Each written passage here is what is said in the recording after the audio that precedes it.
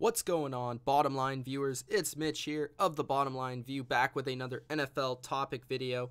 In this video, I'm going to give you the 5 pretenders for the NFL 2017 playoffs. These are 5 teams that will make the NFL playoffs this season, but won't win the Super Bowl. I just straight up believe they won't win the Super Bowl. They'll get to the playoffs, but they'll struggle once they get there. These are the 5 teams that are pretenders this season. The number 5 pretender in the NFL, and that is the Tennessee Titans. The Tennessee Titans are currently, as we speak now, leading the AFC South division and will most likely be making the playoffs. The reason why the Titans won't be a contender this season, the first reason, their defense and their secondary just isn't good enough. Their secondary gives up too many big plays.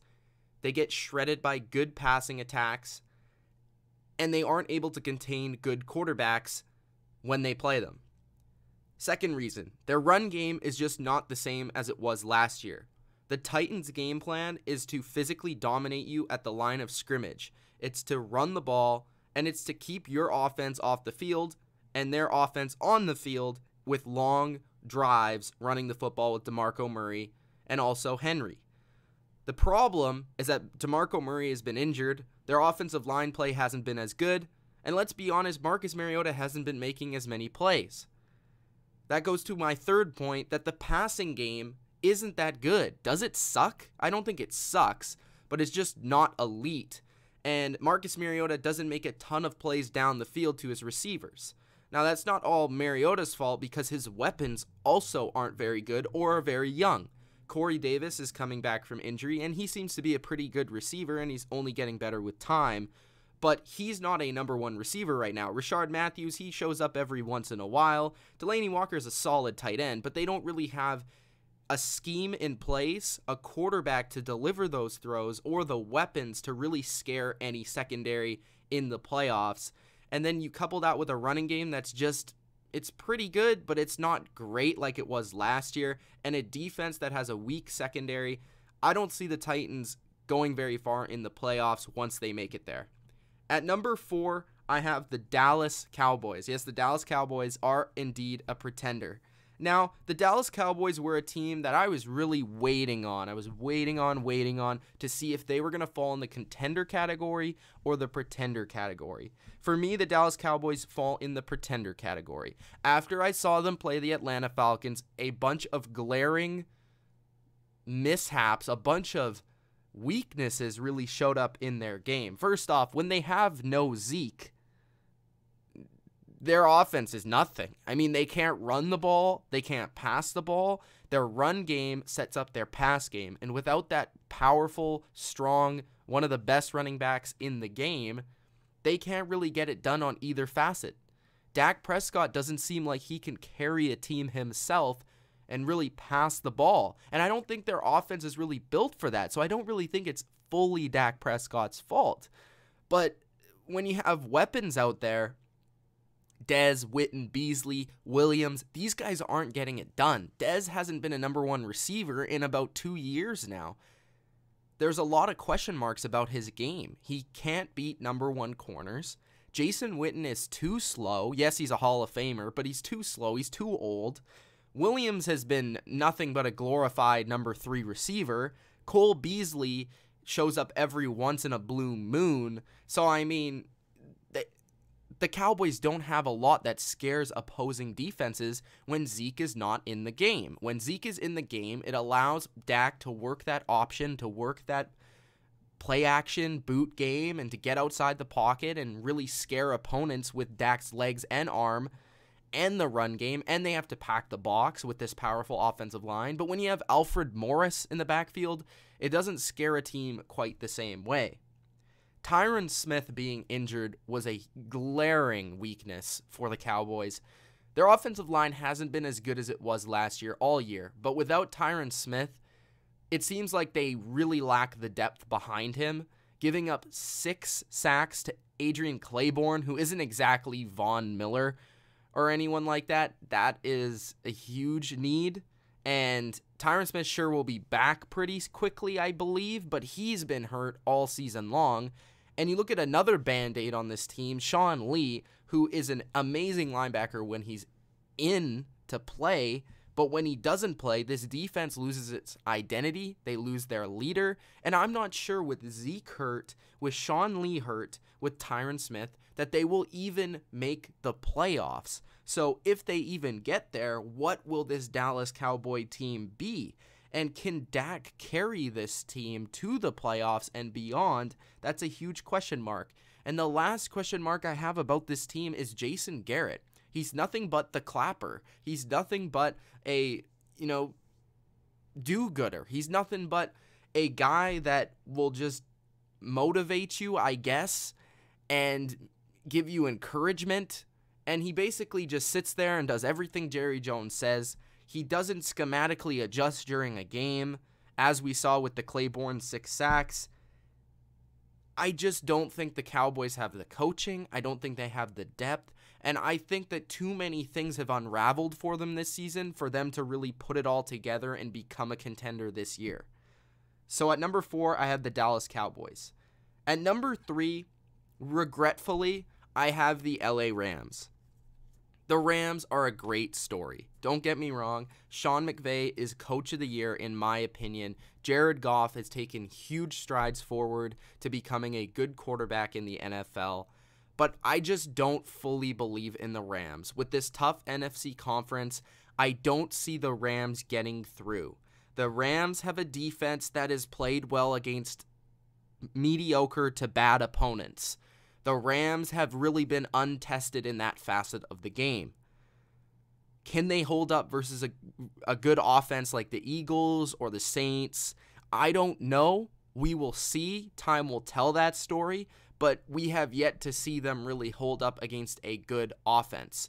They got lit up by the 49ers early in the year. They got lit up by the Cowboys. So I just am not sure that the Rams defense can really hold it together and complement their high-scoring offense. Their high-scoring offense has been playing really, really well, and I believe they can score against just about anybody in this league. And I'm not really worried too much about that. The thing I'm worried about is Jared Goff.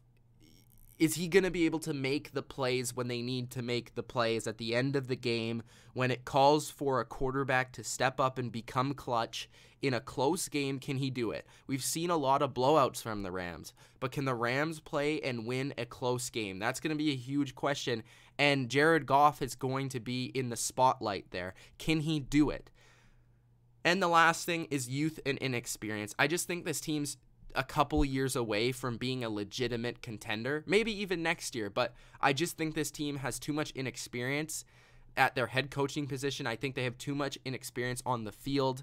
And yes, they're very fun to watch. Yes, they're a great story, but I just don't believe in them enough to make the Super Bowl and to win the Super Bowl this season.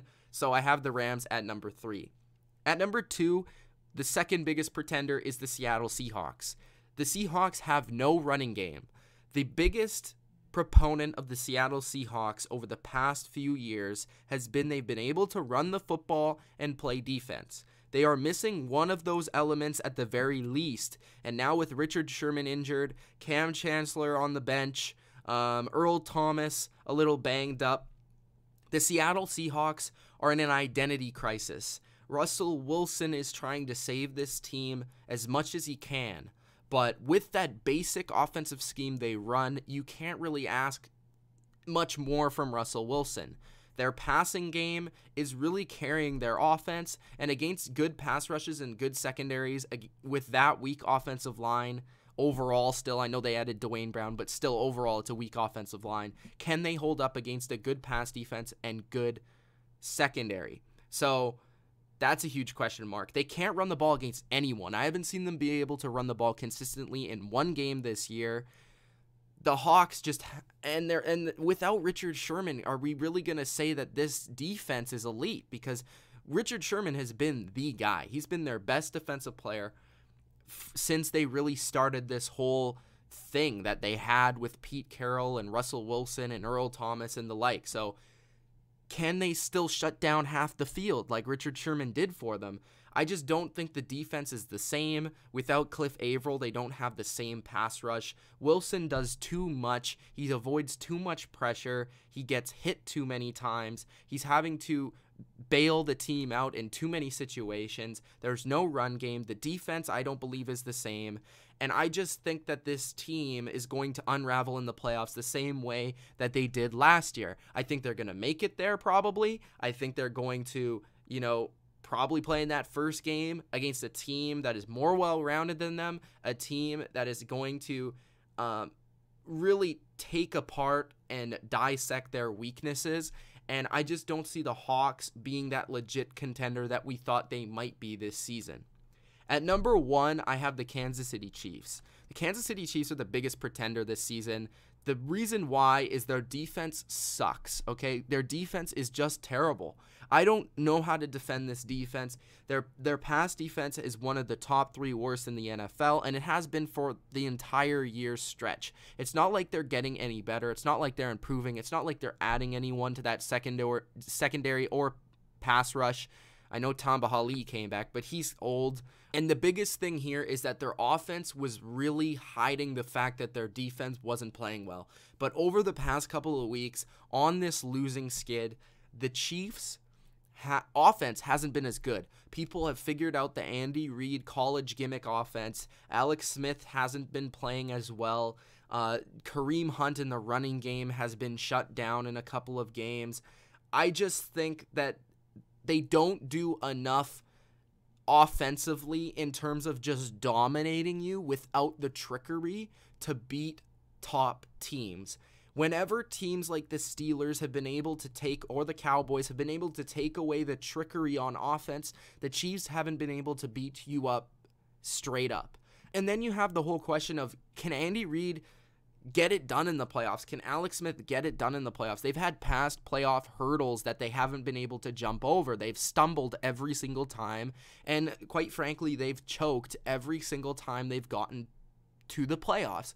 Alex Smith not playing as well, not making the plays for his team lately, and the defense sucking right now just has me believe that the Chiefs are going to be a team that will be in the playoffs. They'll do fine, whatever, but when they get to play a team like the Steelers or the Patriots, they're going to lose that game because they simply are not good enough. Too much trickery on offense, and their defense is just not good enough. Those were my 5 pretenders for the 2017 NFL playoffs. I hope you guys enjoyed this video. Again, my 5 pretenders for this season: the Tennessee Titans, the Dallas Cowboys, the LA Rams, the Seattle Seahawks, and the Kansas City Chiefs. If you guys enjoyed, hit that like button, subscribe to the channel. It's Mitch of TheBottomLineView. Peace out.